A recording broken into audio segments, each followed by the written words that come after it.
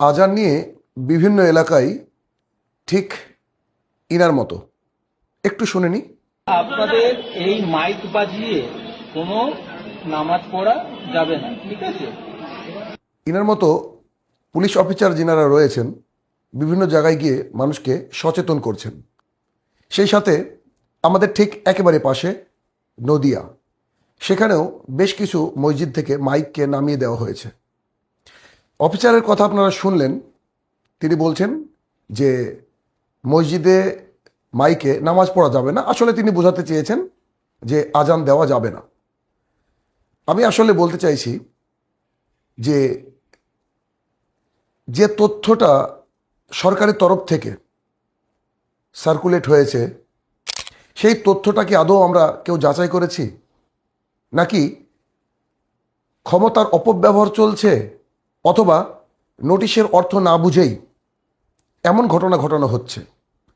আদৌ কি সরকার এমন কোনো ঘোষণা করেছেন যে মাইকে আজান দেওয়া যাবে না? এই বিষয়টা একটু ভাববার। আর সেই সাথে আমি অনুরোধ করব এদেশের প্রধানমন্ত্রী বলুন অথবা মুখ্যমন্ত্রী বলুন, সবাইকে, তিনারা যখন নোটিশ সার্ভ করবেন, যাদেরকে সার্ভ করবেন তারা যে ভাষা জানে হয় সে ভাষায় নোটিশকে ট্রান্সলেট করে দিবেন, অথবা তাদেরকে ডেকে বুঝিয়ে দিবেন। হয়তো অনেক সময় তারা বুঝতে নাও পারে, কিংবা তারা ক্ষমতার অপব্যবহার করে। আসলে আমি বলতে চাইছি, ডিপার্টমেন্ট অফ এনভায়রনমেন্ট তিনারা যে নোটিশ সার্ভ করেছেন সেখানে একেবারে স্পষ্ট লেখা রয়েছে 4টে জোনের কথা, 4টে এরিয়ার কথা। তার মধ্যে প্রথম এরিয়ার কথা উল্লেখ করা হয়েছে ইন্ডাস্ট্রিয়াল এরিয়া, যেখানে দিনে 75 ডেসিবেল এবং রাতে 70 ডেসিবেল এর মাইক বা আওয়াজ এর মাইক ব্যবহার করা যেতে পারে। 2, কমার্শিয়াল এরিয়া, দিনে 65 ডেসিবেল এবং রাতে 55 ডেসিবেলের কথা উল্লেখ রয়েছে। 3, রেসিডেন্সিয়াল এরিয়া, যেখানে দিনে 55 এবং রাতে 45 ডেসিবেল এর মাইক ব্যবহার করা যেতে পারে। এবং সর্বশেষ 4 নম্বর, সাইলেন্স জোন, যেখানে দিনে 50 এবং রাতে 40 ডেসিবেল পর্যন্ত আওয়াজের মাইক ব্যবহার করা যেতে পারে। এই নোটিশ সার্কুলেট হয়েছে, যেখান থেকে স্পষ্ট বোঝা যাচ্ছে যে মসজিদের মাইক নামানোর কথা কোথাও উল্লেখ নেই, কিংবা কোনো মন্দিরের মাইক নামানোর কথা কোথাও উল্লেখ নেই। উল্লেখ রয়েছে যাতে করে আমাদের পরিবেশ দূষণ না হয়, যেটাকে সাউন্ড পলিউশন বলা হয়, শব্দ দূষণ। হ্যাঁ, এই শব্দ দূষণের ফলে অনেক রোগবালাই হয়ে থাকে। তা থেকে বাঁচানোর জন্য ডিপার্টমেন্ট অফ এনভায়রনমেন্ট তিনারা এই নোটিশ সার্ভ করেছে। তাহলে যে প্রশাসন এসে মাইক নামিয়ে দিচ্ছে এবং বলছে আজান দেওয়া যাবে না, তিনারা কি অন্যায় করছেন না?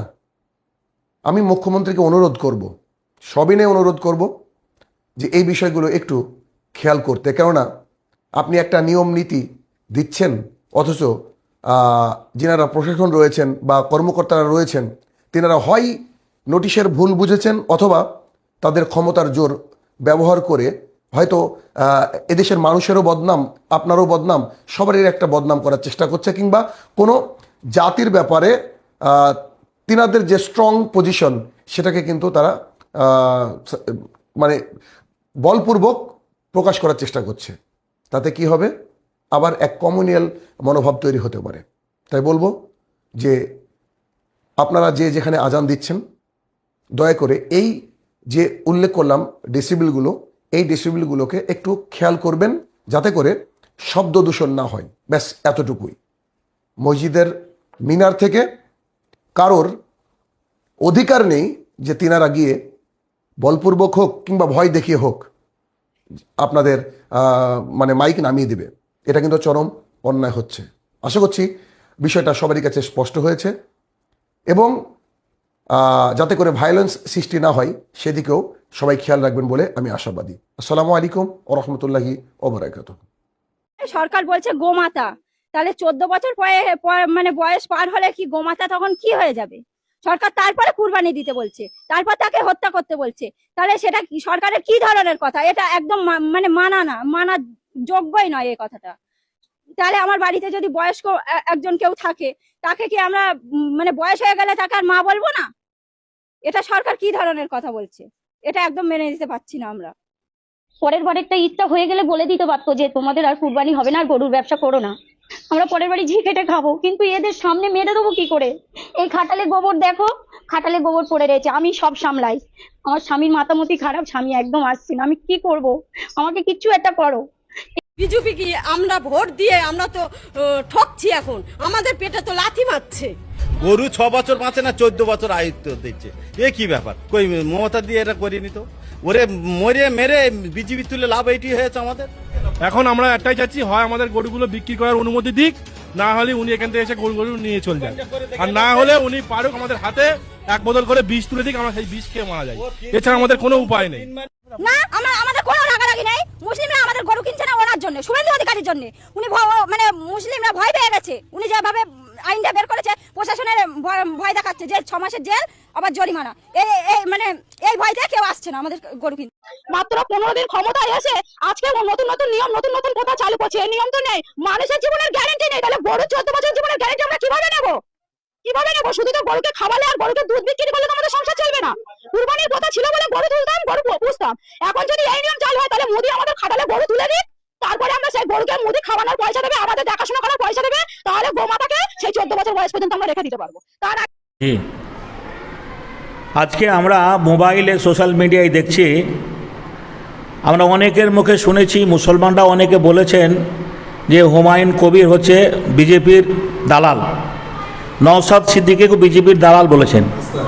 কিন্তু আজকে আমরা সোশ্যাল মিডিয়ায় যা দেখতে পাচ্ছি, তাতে নওশাদ সিদ্দিকীও আমরা বিজেপির দালাল নয়, আর হুমায়ুন কবিরও বিজেপির দালাল নয়। বলবেন কেন? মমতা হেরেছে ঠিকই, কিন্তু মমতার 36টা এমএলএ আছে যারা নির্বাচিত হয়ে শপথ গ্রহণ করলেন, আপনারা দেখলেন সোশ্যাল মিডিয়ায়। তো তারা কি বোবা না তারা কালা? তাদের কারো একজনের কথা বলতে দেখলাম না কুরবানির ব্যাপারে, মসজিদের মাইকের ব্যাপারে, যে এই যে বিভিন্ন জায়গায় আজানের ব্যাপারে।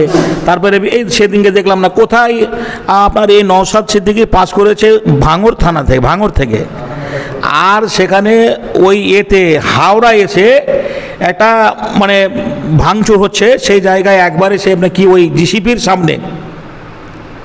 জিসিপির সামনে দাঁড়িয়ে গেল। প্রতিবাদী লোক আছে তো 2টো লোক রয়েছে, এটা আমাদের চোখে বলছি। আপনারা যারা বলেছিলেন যে ও বিজেপির দালাল, তা এখন তো জাতির পক্ষে কথা বলছে 2টো লোক।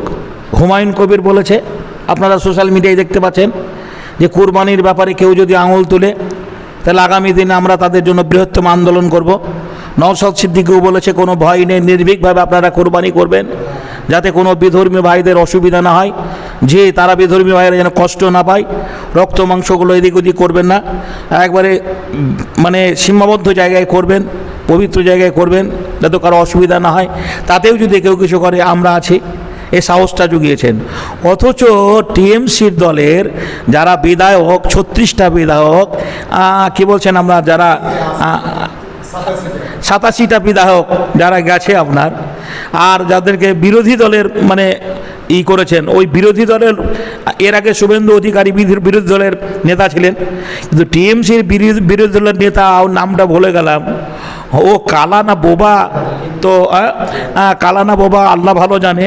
ওকে তো দেখতে পায় না, ওকে দেখতে পায় না সোশ্যাল মিডিয়ায়, ওকে দেখতে পায় না, কোনো কথাই শুনি না। তাহলে আগামী দিনে আমরা মুসলমান, বলুন জি কাকে ভালো বলবো? বিচার করার দায়িত্ব জনগণের উপরে, বিচার করার দায়িত্ব জনগণের উপরে। 5টা বছর অপেক্ষা করুন। যারা আমাদেরকে কোণঠাসা করতে চেয়েছে, যারা আমাদের ধর্মের উপর আঙুল তুলেছে, যারা আমাদের মাদ্রাসার বিরুদ্ধে আঙুল তুলেছে, যারা মাইকে আজান দেওয়া যাবে না বলেছে, যারা কুরবানি দিতে গেলে বিভিন্ন রকমের জায়গায় হেনস্থ হচ্ছে, তারা 5টা বছর অপেক্ষা করুন, সব ঠিক হয়ে যাবে, সব ঠিক হয়ে যাবে। কেউ চিরদিন থাকে না ভাই। জি, আসার যাওয়া দুনিয়ার নীতি, শোনো গো বন্ধুগণ, আজ আমি গেলে কাল তুমি যাবে, নিস্তার নেই কোনোক্ষণ। সবারই আসা যাওয়া। আজ সে ক্ষমতার বলে যদি সব কিছু করে তো আলহামদুলিল্লাহ করুক, এ তো থাকবে না চিরদিন। যে শক্তি ক্ষমতা থাকবে না তাকেও যেতে হবে, এটা মাথায় রেখে যে কেউ উত্তেজিত হবেন না। জি, বিভিন্ন রকমের সোশ্যাল মিডিয়ায় এক একজন বক্তব্য একরকমভাবে দিবে, তাতে উগ্র হবেন না। শান্তি শৃঙ্খলা বজায় রেখে আমরা যেন আমাদের ধর্মের বিধানকে মানতে পারি। আল্লাহ রাব্বুল আলামিন আমার যেন তৌফিক দান করেন। জোরে বলুন আমিন। একটা কথা বলবো, আমরা রাজনীতি করা ছেলে নয়। যারা রাজনীতি করার পক্ষে, যারা রাজনীতি করে, যারা রাজনীতিকে ভালোবাসে, যারা ন্যায় কথা বলে, আমরা তাদের পক্ষে তাদেরকে শ্রদ্ধা করি। মমতার সরকার পতন হলেও 36টা এমএলএ বিধায়ক মুসলমান, তাদের জবানটা কি বন্ধ হয়ে গেছে? তারা কি কালা হয়ে গেছে?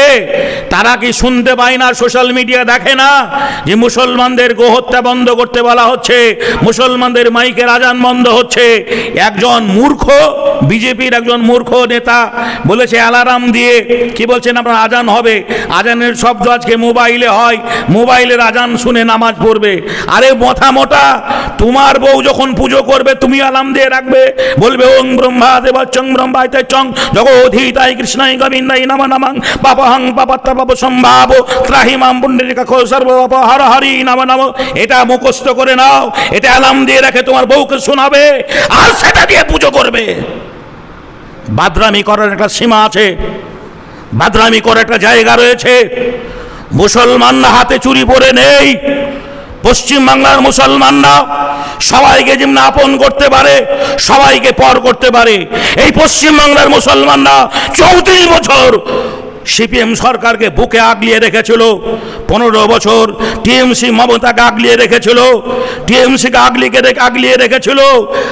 আজ তুমি দুদিন সরকারের দায়িত্ব পাওয়ার পরে মুসলমানের উপরে যদি আঙুল তোলো, মাদ্রাসার উপরে আঙুল তোলো, মাইকে মসজিদে মাইকের উপরে আঙুল তোলো, কোরবানির উপরে আঙুল তোলো, ধর্মের প্রতি আঙুল তোলো, 5টা বছর মনে রাখবে, 5টা বছর পরে তুমি রাস্তার ফকির হয়ে যাবে।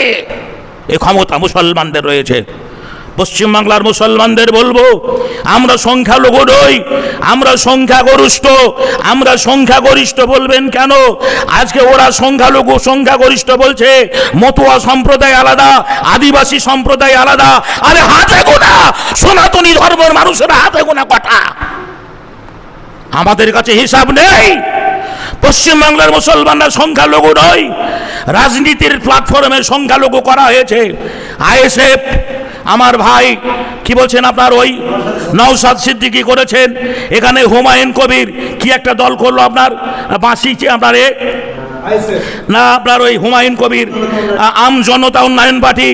জি, এই মুসলমানদের কাছে পায়ে ধরে বলবো, আগামী 5 বছরে মুসলমানরা এক প্ল্যাটফর্মে, আমি নওশাদ সিদ্দিকের পায়ে ধরে বলবো, হুমায়ুন কবিরের পায়ে ধরে বলবো, আমি আরো যে সমস্ত মুসলমান ভাইরা কংগ্রেস করেন, সিপিএম করেন, টিএমসি করেন, বিভিন্ন দলে বিভক্ত হয়ে গেছেন, ডিভাইড হয়ে গেছেন, আসুন হানাফি আমার ভাই, দেওবন্দি আমার ভাই, বেরেলি আমার ভাই, আহলাদিস আমার ভাই, ফতোয়ার দিন আর নয়, শেষ হয়ে গেছে। আসুন আমরা কাঁধে কাঁধ মিলিয়ে আমার ইমানকে বাঁচাতে হবে, আমার মাইকের আজান বাঁচাতে হবে, আমার মাদ্রাসা বাঁচাতে হবে, আমার মসজিদ বাঁচাতে হবে, আমার কোরআন বাঁচাতে হবে। নারায়ে তাকবীর।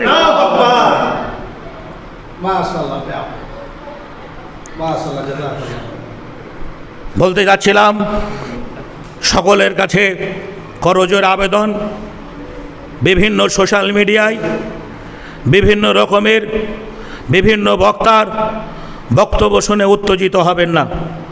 মুসলিম ভাইদের কাছে করজোর আবেদন, সামনে আমাদের বছরে একটা পবিত্র দিন, যেটা ইব্রাহিম আলাইহিস সালাম তার নিজের সন্তান ইসমাইলকে কুরবানি দিয়েছিলেন, যেটা ইসলামের বিধান, যেটা ইসলামের আইন। এই আইনের প্রতি, এটা আজকের জন্য এই আইনটা প্রযোজ্য নয়, এটা ইসলাম আসার পর থেকেই আমরা মুসলমান, কোরআন হাদিসে বিশ্বাসী। তাই করজোর আবেদন করে বলবো, আপনারা উত্তেজিত হবেন না, যাতে অন্য কোনো বিধর্মী ভাইরা কষ্ট পায়। আঘাত পায় যে এমন একটা জায়গায়, নির্দিষ্ট জায়গায় কোরবানি করবেন রক্ত মাংস যেন কেউ দেখতে না পায়। হাড় হাড্ডিগুলো যে রাস্তাঘাটে এদিক সেদিক করে ফেলে রাখবেন না, যে প্রয়োজন হলে আপনি ঠিক জায়গায় মাটিতে গেড়ে দেবেন।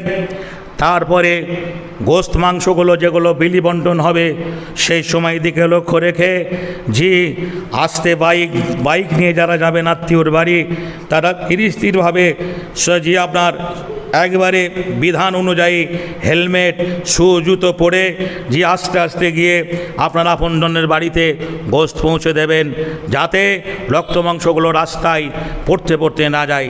যে আল্লাহ রাব্বুল আলামিন যে সকলের কাছে যেন আমরা দোয়া চাই, আমরা বিশ্ববাসী মুসলমান আল্লাহর কাছে পরিশেষে দোয়া করি পশ্চিমবাংলার মানুষ যেন আমরা সঠিকভাবে ইসলামের বিধানকে সামনে রেখে আমরা যেন কোরবানি করতে পারি। জোরে বলুন আমিন। পশু কুরবানি দেবে, সেটা 14 বছরের, তাদের কি কোনো বার্থ সার্টিফিকেট আছে? কোটি সেয়াদ উপলক্ষে প্রায় 3 কোটি মুসলমান বসবাস করে পশ্চিমবঙ্গে। সেখানে দাঁড়িয়ে আপনি একজন সম্প্রদায়ের নেতা হিসেবে কাজ করছেন। সেই দিক দিয়ে 3 কোটি মুসলিম সম্প্রদায়কে কিভাবে আশ্বস্ত করবেন? কারণ ভারতবর্ষ 2 নম্বর আছে বিশ্বের মধ্যে বিফ এক্সপোর্টে। পাশাপাশি যে বিফ কোম্পানি থেকে চাঁদা দেওয়া হচ্ছে সেটাও কিন্তু ভারতীয় জনতা পার্টিকে সবথেকে বেশি চাঁদা দিচ্ছে। তারপরেও যে পশ্চিমবঙ্গে গরু হত্যা নিয়ে যে কঠোর পদক্ষেপ নিয়েছে, তাতে কি মুসলিম সম্প্রদায়ের মানুষ যারা কোরবানি দেয়, যারা উৎসর্গ করে নিজের দেখুন, যে জিও বেরিয়েছে বা যে বলি উল্লেখ করে, যেটা গোহত্যা সম্বন্ধে যে জিও বেরিয়েছে বা যে অর্ডার বেরিয়েছে, সেটা কোনো মতেই মুসলমান সম্প্রদায়ের এই যে কুরবানি বা যেটা ঈদুল আজহা, এটার সঙ্গে এক করলে চলবে না। এটা গোটা বিশ্বের মুসলমানরা 1 মাস ব্যাপী যেমন রোজা রাখার পর খুশির ঈদ পালন করে, ঈদুল ফিতর পালন করে, একইভাবে ঠিক ওই সময়ের থেকে 2.5 মাস পরে চাঁদ দেখে কুরবানি হয়। এখানে কোনো কম্প্রোমাইজ মুসলমান সমাজের মানুষ করবে না। তবে হ্যাঁ, মুখ্যমন্ত্রী আমাকে পার্সোনালি বলেছেন যে আপনি একজন মুসলিম সমাজের মানুষ, দায়িত্বশীল নেতৃত্ব, একটা নতুন পার্টিতে বিলং করছেন বা বিধানসভায় সদস্য হচ্ছেন, আপনি দেখুন এই সম্প্রদায় যেন ওপেন কিছু না করে, সাইলেন্টলি করতে বলেছে, ঘেরাঘোরা জায়গাতে, নিজেদের জায়গাতে, যাতে অপরের কোনো অসুবিধা না হয় সেটা দেখার জন্য বলেছেন। আমি আপনাদের মাধ্যমে আজকেও দুপুরে 12টার পরে প্রেস কনফারেন্স করে বলেছি, কালকে বিধানসভায় দাঁড়িয়েও বলেছি। তো আমরা বলবো মুসলমান সমাজের এই পবিত্র কুরবানি নিয়ে কোনো এত যে বিভিন্ন রকম ধরনের প্রচার আসছে, ভয় দেখানো হচ্ছে, ভীতি দেখানো হচ্ছে, এতে অ্যাকশনের কতিপয় স্বার্থন্বেষী মানুষ এটাকে বেশি বেশি করে মুসলিম সমাজের এই ঈদুজ্জোহাকে নিয়ে কথা বলছে। এগুলা মোটেই, আর একদম কিছু পুলিশ আধিকারিক তাদের নিজেদের এই সরকারের কাছে তাদের নাম্বার বাড়ানোর জন্য তারা অতিরঞ্জিত কিছু নির্দেশিকা দিচ্ছেন। কাউকে বলছেন এই 14 বছরের পশু দেখাতে হবে, তারপরে কুরবানি দেওয়া হবে। আমি সেই সব পুলিশ আধিকারিককেও বলবো, আর রাজ্যের মুখ্যমন্ত্রীকেও বলেছি যে একজন পশু কুরবানি দেবে, সেটা 14 বছরের, তাদের কি কোনো বার্থ সার্টিফিকেট আছে? তো কি করে তার বছর নির্ধারণ করবে? এসব হিন্দু সম্প্রদায় কোথায় গোমাতার কোনো আমাদের অসুবিধা নেই, ওনাদের গোমাতা ওনাদের ধর্মের মতো তেনারা গোমাতা বলবেন, আমাদের কোনো অসুবিধা নাই। কিন্তু যেটা আপনাদের একজন সাংবাদিক বলল, ভারতবর্ষের আগে দেখুন যে ভারতবর্ষ থেকে এক্সপোর্ট ইম্পোর্ট হয়, গরু বা মোষের মাংস এক্সপোর্ট ইম্পোর্ট হয়। তারা কারা করে? তারা বেশিরভাগটাই দিল্লিতে যতগুলি কসাইখানা আছে, শাটার হাউস আছে, তো এদের অধিকাংশই হিন্দুত্বরা চালায়, হিন্দু মালিকানা চালায়। তারা কোটি কোটি টাকা গভর্নমেন্টকেও রেভিনিউ দেয়, তারা ফরেন মানিও। এসআইআর এর লিস্টে অ্যাডজুডিকেশন যদি থাকে তাহলে ভোট দিতে পাবে না, কিন্তু আবার দেখেন অনেকেই ভোটের তালিকা যে পেরিয়েছে, মানে প্রার্থীর তালিকা, মানে ভোটে দাঁড়ানো যাবে, আমরা ভোট যখন বার হলো না, লিস্ট যখন বেরোলো, তখন দেখলাম অনেক নেতা মন্ত্রী এমএলএ নাম নেই, আবার তারা প্রার্থী তালিকায় তাদের নাম আছে, মানে তারা ভোটে দাঁড়িয়ে ভোট নিতে পারবে, অথচ যাদের মানে সাধারণ পাবলিক মানুষ, যারা সাধারণ মানুষ, তাদের অ্যাডজুডিকেশন আছে বলে ভোট দিতে পারবে না। এরকম বিভিন্ন রকম প্রশ্ন বা সোশ্যাল মিডিয়ায় ঘোরাঘুরি করছে। কথাটা যদিও সত্য, কিন্তু ঘোরাঘুরি করছে। আজকেই আর কিছুক্ষণের মধ্যে এসআইআর এর প্রথম সাপ্লিমেন্টারি লিস্ট যেটা আছে সেটা বেরোবে। আমি মোফাক্কেরুল ইসলাম গোটা পশ্চিমবঙ্গের মানুষকে আশ্বস্ত করছি, চিন্তিত হওয়ার ব্যাপার নেই। এখনো অনেক জল বাকি, অনেক খেলা বাকি। নির্বাচন কমিশন যে সমস্ত লিস্ট অসড়া খসড়া, প্রথম, ফাইনাল, সাপ্লিমেন্টারি, যত রকম এলেন্ট্রি পেলেন্ট্রি আছে বের করছে, করুক। আপনি নিশ্চিতভাবে যদি এই ভারতবর্ষের নাগরিক হয়ে থাকেন, আপনার পূর্বপুরুষ যদি এই দেশের নাগরিক হয়ে থাকে, তাহলে আকার একারের জন্য আপনার নাম ভোটার লিস্ট থেকে, ভারতীয় নাগরিকের যে ভোটার লিস্ট, যে ভোটাধিকার, এটা থেকে আপনি বঞ্চিত হবেন না, আমি বলছি আপনাকে। মানে এখনো মগের মুলুক বা দেশে আইন টাইন নেই, সংবিধান নেই, মগের মুলুক যে যা পাচ্ছে করছে, এরকম ব্যাপার নেই। কিন্তু এখনো এসআইআর এর যে সমস্ত এই যে কয়েক লাখ লোকের, 60 লাখের উপরে যে নামগুলো অ্যাডজুডিকেশন এবং এই সব ব্যাপারগুলো আছে, আজকে একটা লিস্ট বেরোচ্ছে, ওখানে কিছু বেরোবে। এরকম করতে করতে উদ্দেশ্যটা ইলেকশন কমিশন যদি স্বচ্ছভাবে করত, তাহলে এত সুপ্রিম কোর্টকেও নজর দিতে হতো না, এত জজ সাহেবকেও এগুলোকে নিয়ে বিচার করার ব্যাপার ছিল না, সবই ঠিক ছিল। হঠাৎ করে মনে হলো যে এই ব্যাপার, কাকে খুশি করতে, কেন খুশি করতে এগুলো করছে আমাদের জানার দরকারও নেই। আমরা এদেশের নাগরিক, আমার বাপ এদেশের, আমার দাদু এদেশের, আমার দাদুর বাপ এদেশের, অতএব আমরাও এদেশের নাগরিক এবং আমরা ভোটাধিকার পাবো।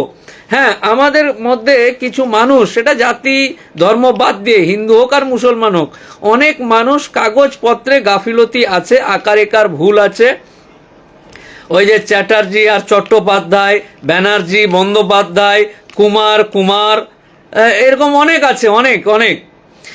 আর আমাদের মধ্যে মোল্লা, কাঠমোল্লা বিভিন্ন রকম আছে, তো অনেকেই টোন কেটে বলছে, এলো কোনো হাওয়া বাতাসের ব্যাপার নেই। আজকেই এই লিস্ট বেরোবে এবং আপনার যে বিএলও আছে, ডিইও আছে, এদের কাছ থেকে পৌঁছে যাবে। মানে যে কোনো হেন তেন প্রকারে কোনো রাজনৈতিক দল এগুলোর বেনিফিট নেওয়ার চেষ্টা করছে। তো ঠিক আছে, সময় সবার আসে, সময় সবার থাকে, নিশ্চিত থাকুন। আমি মোফাক্কেরুল ইসলাম বলছি, নিশ্চিত থাকুন। ওই যে বারবারই একটা কথা বলছি, আপনি যদি তার বেড়া পার করে আসা কোনো মানুষ না হন, আপনি যদি হঠাৎ করে কাউকে বাপ না বানিয়ে নেন, আপনি যদি হঠাৎ করে কাউকে জেঠু বানিয়ে ভোটার কার্ড না বের করে থাকেন, তার বেড়া পার করে এসে অনেক আছে এরকম, আমাদের কাছে মামলায় আসে।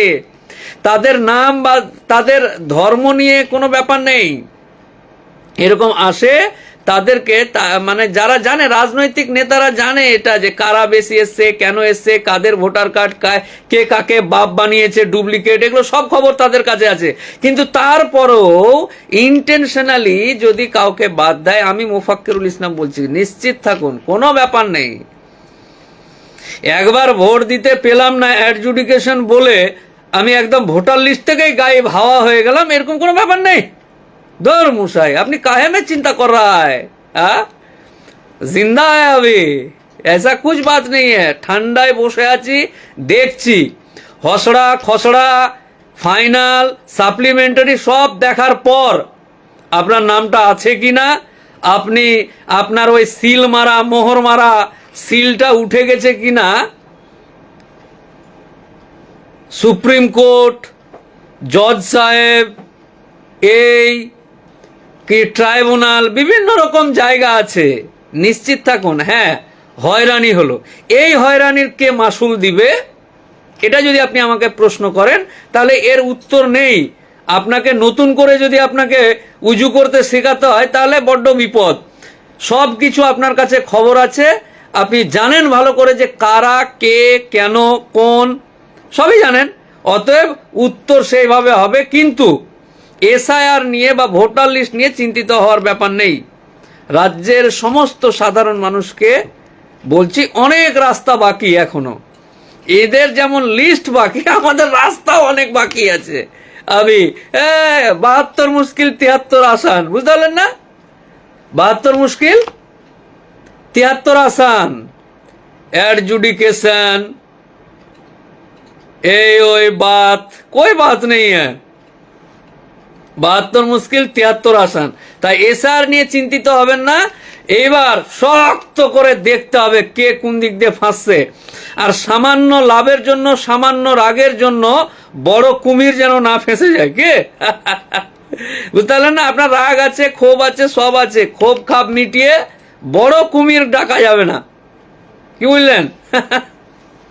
দেখছি, আমরাও দেখছি, লিস্ট বেরোচ্ছে, লিস্ট হবে, সবই হবে। জাস্ট ওয়াচ চল রা হ্যায়, দেখ রা হ্যায় कैसे, সিসিটিভির মতো। এই যে সিসিটিভির মতন দেখে আছি কোথায় কি হচ্ছে। জাস্ট ওয়েট অ্যান্ড ওয়াচ, অপেক্ষা করুন এবং দেখুন। আমাদের মুর্শিদাবাদ জেলায় যদি কোনো মুসলমান সম্প্রদায়ের উপরে ক্ষমতার অপব্যবহার করে কোনো মসজিদ বা কোনো ঈদগাহ বা কোনো কবরস্থান বা কোনো মসজিদ আক্রান্ত হয়, আমরা বসে থাকবো না। আমরা পুরো রাস্তায় নেমে এই সরকারের বিরুদ্ধে নামবো। বিজেপি কর্মীদের উপরে 2021 সালের নির্বাচনের পরে যেখানে যেখানে ভায়োলেশন হয়েছিল, বিজেপি কর্মীদের ঘর ছাড়া থাকতে হয়েছিল, অনেকের মৃত্যু ঘটেছিল, সে তুলনায় আমি বলবো বিজেপি ক্ষমতায় এসছে, সেইভাবে কোনো সাধারণ মানুষের উপরে কোনো আক্রমণ হয়নি। যারা অন্যায় করবে তাদের তার জন্য তারা ফিডব্যাক পাবে। কারণ কারো উপরে যদি কেউ কোনোদিন জুলুম করে, অন্যায় করে, কাউকে, কারো পরিবারের ছেলেকে, সন্তানকে কাউকে খুন করে, তাহলে তাদের উপরেই সেই তাকে জবাবদিহি করতে হয়। আমি মনে করি ভারতবর্ষের প্রধানমন্ত্রী গতকাল থেকে যেভাবে মানে শান্তি শৃঙ্খলার ব্যাপারে বারবার বলছেন যে সবকা সাথ সবকা বিকাশ, এটা আমাদেরকে মানতে হবে। কাজেই তৃণমূল সরকারের আমলে যে ধরনের খুন খারাপি, তোলাবাজি, বিভিন্ন অস্বচ্ছ কাজ হয়েছে, সেটা ভারতবর্ষের বিজেপি সরকার এতদিন ক্ষমতায় আছে, বাংলা 19টা রাজ্যেতেও আছে তাদের জোট সঙ্গী সহ। আমার মনে হয় বাংলাতে যদি তারা সেই ধরনের করে তাহলে মস্ত বড় ভুল করবে। তাহলে বাংলার মানুষ কিন্তু আবার শুরু থেকেই তাদের বিরুদ্ধে আন্দোলনে নামবে।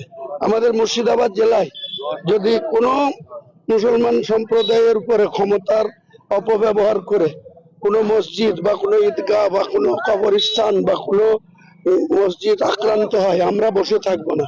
আমরা পুরো রাস্তায় নেমে এই সরকারের 3 নম্বর স্থান অধিকার করছে। বিজেপি আমার থেকে 60,000-এরও বেশি পিছিয়ে আছে, আর তৃণমূলের যদি হিসাব করেন তার থেকে আরো বেশি। আমি আগেই বলেছিলাম, এবং আমি বলেছিলাম রেজিনগরে আমার মার্জিন 80,000 ছাড়াবে, সেটাই হবে। দেখবেন 15 রাউন্ড কমপ্লিট হোক, তখন বিশাল রেজাল্ট। কি বললাম তো, আমি 2টো সিটেই জিতবো। আমি কিন্তু অনেক আগের থেকে আমার আত্মবিশ্বাস ছিল। মানুষ যেভাবে আমাকে প্রচারে গিয়ে আমাকে সাপোর্ট করেছিল, যেভাবে একদম বাড়ির মহিলারা থেকে, আমাদের মা বোন থেকে শুরু করে একদম বয়স্ক লোক, তারা আমার হুইসেল বাঁশি নিয়ে যেভাবে বাঁশি বাজিয়েছে, যেভাবে আমাকে সাপোর্ট দিয়েছে, আমি পুরোপুরি আত্মবিশ্বাস ছিল। এই জয় আমি মুর্শিদাবাদের মানুষকে যেমন উৎসর্গ করব, পাশাপাশি নওদা বিধানসভার সর্বস্তরের মানুষকে আমার একটাই বার্তা, সবাই ভালো থাকুক, সুস্থ থাকুক। মুর্শিদাবাদ জেলা শান্তিতে, সম্প্রীতিতে আমরা বসবাস করব। মুর্শিদাবাদের উন্নয়নে আমরা বেশি করে আগামী দিনে আরো বেশি সময় দেব, ব্যয় করব। মমতার কেন্দ্রে তো হচ্ছে, আমি আগেই বলেছি, দেখবেন 2টো রেকর্ড হবে। এক হচ্ছে যে রাজ্যের বিরোধী দলনেতা শুভেন্দু অধিকারী 2টো কেন্দ্রে কন্টেস্ট করছে। নন্দীগ্রামের আগেই মমতা ব্যানার্জিকে হারিয়েছিল 1956 ভোটে 2021-এ। এবার দেখবেন ওই ভবানীপুরেও মমতা ব্যানার্জি হারবে। মুর্শিদাবাদে মানে হুমায়ুন কবির আসার জন্যই তৃণমূল এখন 3 নম্বর পজিশনে প্রায় এলাকাতে যাচ্ছে বিধানসভা কেন্দ্রে, বিজেপি চলে আসছে এরকম বলছে। আসলে তো কি হলো, কারণ হুমায়ুন কবিরকে যখন অসম্মান করেছিল, হুমায়ুন কবিরকে যখন সাসপেন্ড করেছিল, তিনবার এই শুভেন্দু অধিকারীদের বিরোধিতা করার জন্য, যখন শুভেন্দু অধিকারী বলে মুসলমান এমএলএদের বিধানসভা থেকে চ্যাংদোলা করে রাস্তায় ফেলবো, তার বিরোধিতা করতে গিয়ে হুমায়ুন কবিরকে যখন তৃণমূলের ডিসিপ্লিনারি কমিটি ওই ববি হাকিম, অরূপ বিশ্বাস, চন্দ্রিমা ভট্টাচার্য, শুভনদেব চ্যাটার্জিরা শোকজ করে, অসম্মান করে, তখন মনে ছিল না? আর একটাই বুলি শিখেছিল যে বিজেপি এসে যাবে আমাকে ভোট না দিলে। বিজেপি এসে গেল তো আমার কি যায় আসলো? হুমায়ুন কবিরের কি দায় নাকি যে মমতা ব্যানার্জিকে মুখ্যমন্ত্রী করার জন্য মুসলমান ভোট সব মমতা ব্যানার্জিকে দিতে হবে? আর আমাকে বলা হচ্ছে ভোট কাটুয়া।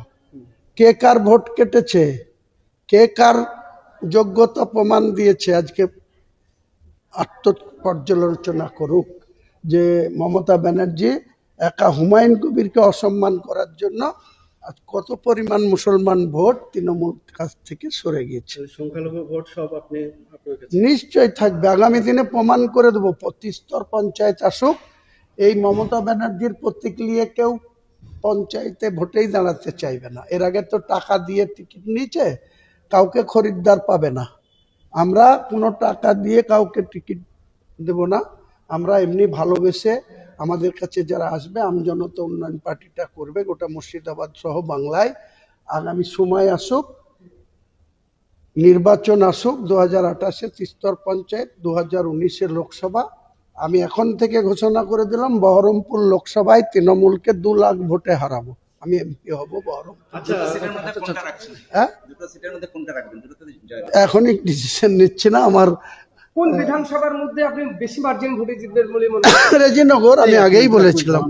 আচ্ছা, হাবিব মাস্টার 23শে এপ্রিল ইলেকশন কমিশনের সমস্ত নিয়মকে চ্যালেঞ্জ করে আমি ক্যান্ডিডেট, শিবনগরের বুথে আমার এজেন্ট ছিল না, সেই এজেন্ট বসাতে গিয়েছিলাম, এজেন্ট বসিয়ে দিয়েছিলাম।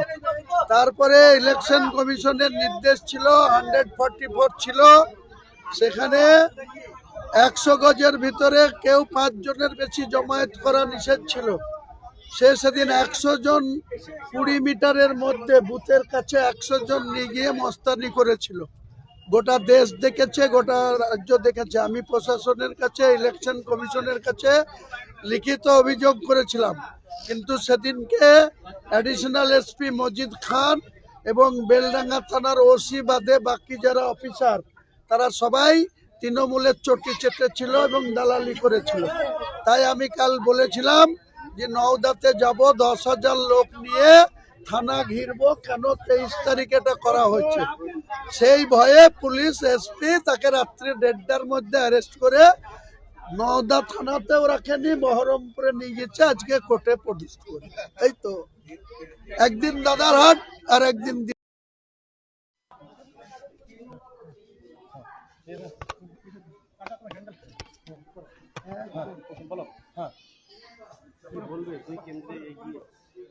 আমি আগে থেকেই বলেছিলাম ভাই, আমার প্রেডিকশন ততটা ভুলভাল হয় না। আমি আমার প্রার্থীদের চাঙ্গা রাখার জন্য অনেক কথা বলেছি, এটা রাজনীতিতে বলতে হয়। কিন্তু আমি 2টো সিটে কন্টেস্ট করেছিলাম, শুরু থেকেই মানুষের যে সাপোর্ট পেয়েছিলাম, প্রত্যেকটা প্রচারে যেভাবে মানুষ আমাকে সহযোগিতা করেছিল, আমার পাশে থেকে ছিল, তাতে আমি প্রথম থেকেই আত্মবিশ্বাসী ছিলাম যে যত বিরোধিতা করা হোক, যতই শক্তি প্রয়োগ করা হোক, যতই অর্থ ব্যয় করা হোক, হুমায়ুন কবির মানুষের আশীর্বাদে, মানুষের দোয়ায়, মানুষের সমর্থনে নিশ্চিন্তে নির্বিঘ্নে জয়লাভ করবে। সেটা হতে যাচ্ছে এবং রেকর্ড মার্জিনে মুর্শিদাবাদ জেলায়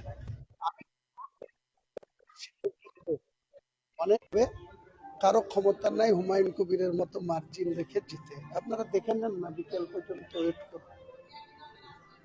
এখন পর্যন্ত পঞ্চম রাউন্ড শেষে 32,000 ভোটে আপনি এগিয়ে রয়েছেন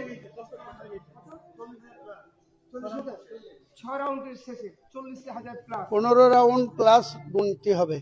এখন যদি 40,000 হয়, আমি আপনাকে বলেছি 80,000-এর মার্জিনে রেজিনগরে জিতবো, 50,000 প্লাস মার্জিনে নওদাতে জিতবো। ঠিক মিলিয়ে নেবেন আমার প্রেডিকশন। এই মুহূর্তে মুর্শিদাবাদের ফিগার কি হতে চলেছে? দেখুন, মুর্শিদাবাদের অঘোষিত রবিনহুড দীর্ঘদিনের রাজনীতিবিদ অধীর রঞ্জন চৌধুরী এত গোয়াত্তমি করলো, আমি যেচে ওকে সাপোর্ট দিতে চেয়েছিলাম। আমি বলেছিলাম যে আমার সঙ্গে একটা সন্ধি করুক, অঘোষিত একটা সিট অ্যাডজাস্টমেন্ট করুক, তাহলে অধীর চৌধুরী নিজেও জিতবে, খাতা খুলবে। 2021-এ সিপিএম, কংগ্রেস, আইএসএফ জোটবদ্ধ করে ওরা দুটো পার্টি শূন্য হয়েছিল।